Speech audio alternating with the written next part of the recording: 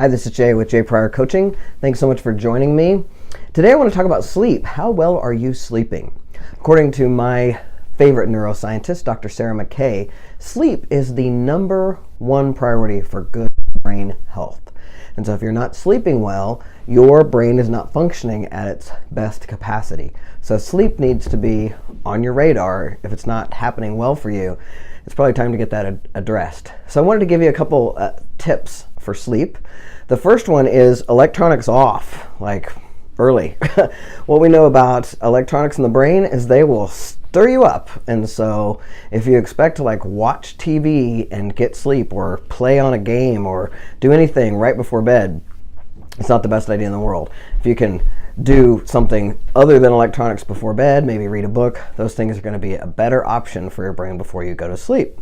The second thing is a bedtime routine. You could set the same bedtime every night and get your body and your mind into a routine. Your body is more likely to go to sleep because that's what it knows it's supposed to do, right? We have a routine. This is where we're going. The third thing is a little unconventional, and it's my favorite recommendation, and that is Yoga Nidra. That's Yoga, Y-O-G-A, Nidra, N-I-D-R-A. Now you can find Yoga Nidra anywhere. You can go to YouTube and just put in Yoga Nidra and you'll have thousands of options. I like to use a gentleman by the name of James Jewell, has a CD on iTunes that I bought years and years ago. And so I use James Jewell's Yoga Nidra program.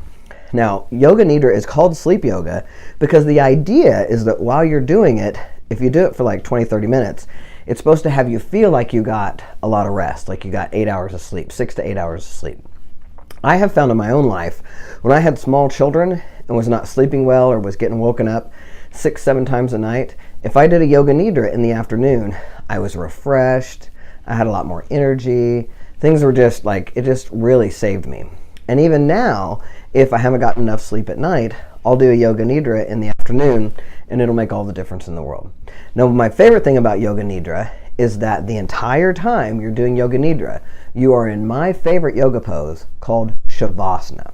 Now, if you're not familiar with Savasana, Savasana is the corpse pose, which means you lay there like a corpse and do nothing else. You just lay there and you listen to someone walk you through an exercise in your brain.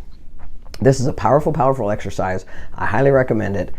My wife and I have been using Yoga Nidra for several years, and it's a go-to tool that we use all the time. Anytime we need an extra sleep, we go do Yoga Nidra, and it makes all the difference in the world. So, making sure to turn off those electronics early, getting yourself a bedtime routine, and last but not least, if you aren't getting enough sleep at night, pull out a Yoga Nidra during the day because it will really refresh you and really have you feel a lot better and be able to function a lot more effectively. So thanks for joining me, and I hope you go get your Yoga Nidra on. See ya.